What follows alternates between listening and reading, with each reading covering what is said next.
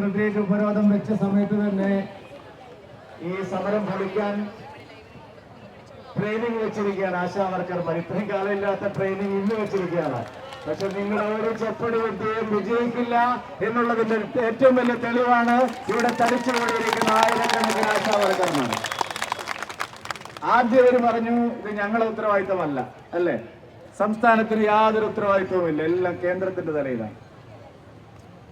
അത് കഴിഞ്ഞ് കേന്ദ്രം കാര്യങ്ങളെല്ലാം വിശദമാക്കിയപ്പോ ഇവിടുത്തെ മുഖ്യമന്ത്രി പറഞ്ഞു ഞാൻ എല്ലാം ശക്തമായിട്ട് കേന്ദ്രത്തോട് ആവശ്യപ്പെടും. ഒരാവശ്യപ്പെടലുമില്ല. ഈ പിണറായി വിജയൻ എന്ന് പറയുന്ന ആള് ഡൽഹി പോയിട്ട് BJPയുടെ മന്ത്രിമാരെ എല്ലാം സുഖിപ്പിക്കുകയും തിരുവനന്തപുരത്ത് വന്ന് കേന്ദ്ര വിരുദ്ധ പ്രസ്താവന ഇറക്കുകയും ചെയ്യുന്ന ആളാണ് മുഖ്യമന്ത്രി പിണറായി വിജയൻ.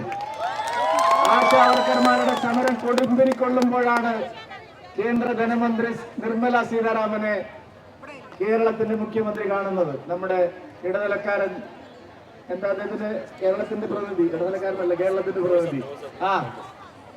ഒരക്ഷരം ആശാ വർക്കർമാർക്ക് കുടിശ്ശിക കിട്ടാനുണ്ട് എന്നുള്ള കാര്യം ഈ മുഖ്യമന്ത്രി നിർമ്മല സീതാരാമനോട് പറഞ്ഞിട്ടില്ല എന്നുള്ളതല്ലേ സത്യം? അപ്പൊ തട്ടിപ്പല്ലേ ഇവർ പറയുന്നത്? ഇവിടെ വന്ന് പറയുകയാണ് ആശാ വർക്കർമാർക്ക് വേതനം കൊടുക്കാത്തത് കേന്ദ്രം കുടിശ്ശിക നൽകാനുള്ളത് കൊണ്ടാണ്. കേന്ദ്രം കുടിശ്ശിക നൽകാനുണ്ടെങ്കിൽ കേന്ദ്രത്തിന്റെ ധനകാര്യമന്ത്രിയെ കാണുമ്പോൾ പറയണ്ടേ, ഒരു നിവേദനം കൊടുക്കണ്ടേ? അത് മുഖ്യമന്ത്രി എന്തുകൊണ്ട് കൊടുത്തില്ല? ഇക്കാര്യത്തിൽ ഒളിച്ചുകളിയാണ്. നമ്മുടെ MP തിരുവനന്തപുരത്തുകാരനായിട്ടുള്ള ഒരു രാജ്യസഭാ MP ഉണ്ടല്ലോ, സന്തോഷ് കുമാർ. ആരോഗ്യമന്ത്രി JP നഡ്ഡ ഒരു നയാ പൈസ കുടിശ്ശികയില്ല എന്ന് പറഞ്ഞപ്പോ ഇത് പച്ചക്കള്ളമാണ്, ഞാൻ അവകാശ ലംഘനത്തിന് നോട്ടീസ് കൊടുക്കുന്ന പറഞ്ഞത്, അല്ലേ? എത്ര ദിവസമായി JP നഡ്ഡയുടെ പാർലമെന്റിലെ പ്രസ്താവന കഴിഞ്ഞിട്ട് 10 ദിവസമാകാൻ പോകുന്നു. അവകാശ ലംഘനത്തിന് നോട്ടീസ് കൊടുക്കാൻ പോകുന്നു എന്ന് പറഞ്ഞ സന്തോഷ് കുമാർ MP-യുമില്ല, ആട് കിടന്നിടത്ത് പൂടയുമില്ല എന്ന് പറഞ്ഞതുപോലെ MP-യുമില്ല, അവകാശ ലംഘന നോട്ടീസുമില്ല. പ്രിയപ്പെട്ടവരെ, വഞ്ചനാപരമായ നിലപാടാണ്. സംസ്ഥാനത്തിനൊരു പ്രതിസന്ധി ഉണ്ടെങ്കിൽ ആശാ വർക്കർമാർ സമരം ചെയ്യുന്നവരോട് എന്തിനാണ് പ്രതിഷേധിക്കുന്നത്? അവരോട് എന്തിനാണ് വൈരനിരാധന ബുദ്ധിയോടുകൂടി പെരുമാറുന്നത്? ആശാ വർക്കർമാരെ ഒരു പ്രാവശ്യം കാണാൻ എന്താ തടസ്സം? അവരെ ഒരു ചർച്ചയ്ക്ക് വിളിക്കാൻ എന്താ തടസ്സം? ഒരു മന്ത്രിയെ അയച്ച് അവരുമായിട്ടൊന്ന് സംസാരിക്കാൻ എന്താണ് തടസ്സം?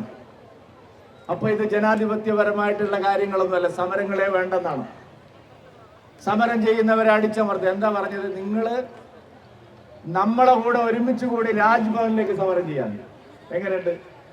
സ്വന്തം വാഗ്ദാനം 21,000 ഉറുപ്പിക കൊടുക്കാമെന്ന് പ്രകടന പത്രികയിൽ എഴുതി വെച്ച് അതുവഴി ആശാ വർക്കർമാരെ മുഴുവൻ തെരഞ്ഞെടുപ്പ് പ്രചാരണത്തിന് ഉപയോഗിച്ച് അധികാരത്തിൽ 2ാം വട്ടവും വന്നിട്ട് പറയുകയാണ് നമുക്ക് രാജ്ഭവനിലേക്ക് സമരത്തിന് പോകാൻ. രാജ്ഭവനിലേക്ക് സമരത്തിന് പോയാലും ഞങ്ങൾ നിങ്ങളെ കൂടെ വരും. കാരണം നമ്മുടെ ജനാധിപത്യ വ്യവസ്ഥിതിയിൽ സമരം ചെയ്യുന്നവർ ആരായാലും അവരുടെ ആവശ്യത്തിന് വേണ്ടി നിൽക്കുക എന്നുള്ളത് ഒരു സാമാന്യമായ നീതിയാണ്. കേരളത്തിൽ ഭരണകക്ഷിയും മുഖ്യമന്ത്രിയും മാർക്സിസ്റ്റ് പാർട്ടിയും ഇത് ചെയ്യുന്നില്ല. ഞാൻ ചോദിക്കട്ടെ, ആ AKG സെന്ററിൽ അടിച്ച് തളിക്ക് വരുന്ന നമ്മുടെ അതിഥി തൊഴിലാളി ബംഗാളി തൊഴിലാളികൾക്ക് 1100 രൂപയാണ് ഗോവിന്ദൻ കൊടുക്കുന്നത്. 1100 ബംഗാളി നമ്മുടെ അതിഥി തൊഴിലാളികൾക്ക് 1100 രൂപയും അതിഥി തൊഴിലാളികൾക്ക് കിട്ടുന്ന ഒരു നാട്ടിൽ ആശാ വർക്കർമാർ ഒരു 21,000 രൂപ ചോദിക്കുന്നത് ഇത്ര വലിയ അപരാധമാണോ? ഈ ചോദ്യമാണ് കേരളത്തിലെ ആശാ വർക്കർമാർ ചോദിക്കുന്നത്. സമരം ചെയ്യുന്നവരുടെ സംഘടനയുടെ കൊടി നോക്കിയല്ല, അവരാരാണെന്ന് നോക്കിയിട്ടല്ല, അവര് ന്യായമായ ആവശ്യത്തിന് വേണ്ടിയിട്ട് സമരം ചെയ്യുന്നു. അവരെ പിന്തുണയ്ക്കുക എന്നുള്ളത് എല്ലാ നല്ല മനുഷ്യരുടെയും കടമയാണെന്ന് മനസ്സിലാക്കുന്നു BJP. ഞങ്ങൾ ആദ്യമേ പറഞ്ഞു, സുരേഷ് ഗോപി വന്നു, ഞങ്ങൾ എല്ലാവരും വന്നപ്പോൾ പറഞ്ഞു കേന്ദ്രത്തിന്റെ 1000 രൂപ ഉണ്ടായിരുന്നല്ലോ ആദ്യം 2014, 2000 ആക്കി. 2000 അത്ര വലിയൊരു തുകയല്ല എന്ന് ഞങ്ങൾക്കറിയാം. അത് വർദ്ധിപ്പിക്കണമെന്ന് ഞങ്ങൾ ആവശ്യപ്പെട്ടിട്ടുണ്ട്. അനുകൂലമായി പ്രതികരിക്കാമെന്ന് മന്ത്രി തന്നെ പാർലമെന്റിൽ പറഞ്ഞിട്ടുമുണ്ട്. ആ കാര്യത്തിൽ നിങ്ങളോടൊപ്പം പൂർണ്ണമായിട്ടും ഉണ്ടാകും. സമരത്തിന്റെ കാര്യത്തിലും ഏതറ്റം വരെ. ഇനിയിപ്പോ പിണറായി വിജയൻ ആൾക്കാരെ ഭീഷണിപ്പെടുന്നുണ്ടെന്നാണ് പറഞ്ഞത്. നിങ്ങളെ പണി പോവും. ഇന്ന് പ്രത്യേകിച്ചും പോവാത്തവരെ പണി പോവും. ഒരു ചുക്കും പിണറായി വിജയനെ കൊണ്ട് ചെയ്യാൻ കഴിയില്ല എന്ന് ഞാൻ പറയാൻ ആഗ്രഹിക്കുകയാണ്. പിണറായി വിജയൻ ഭീഷണിപ്പെടുത്തിയിട്ട് പല കാര്യങ്ങളും ഇവിടെ നടന്നിട്ടില്ല.